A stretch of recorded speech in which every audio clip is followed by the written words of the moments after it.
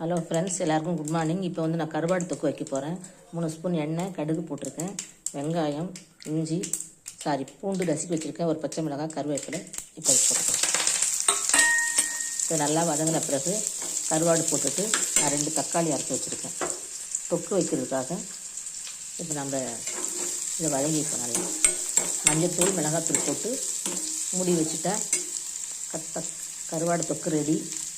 இப்போ வெங்காயம் வதங்கிக்கிட்டு கருவாடு போட்டுட்டு இப்போ தக்காளி போட்டிருக்கோம். இதையும் சேர்த்து வதக்கிக்கலாம். அப்புறம் மிளகாத்தூள் போட்டுக்கலாம். கொஞ்சமாக உப்பு போட்டிருக்கோம், ரொம்ப கம்மியாக. 2 ஸ்பூன் மிளகாத்தூள் போட்டிருக்கோம். இப்போ வதக்கிக்கிட்டு அப்படியே மூடி வச்சுக்கலாம். நான் ஒரு 1/4 டம்ளர் தண்ணி ஊற்றிருக்கிறேன். மூடி வச்சுக்கலாம். இப்போது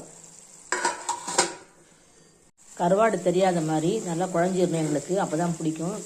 இருக்கிறதே தெரியக்கூடாது. நம்ம ஸ்டவ் ஆஃப் பண்ணிக்கலாம்.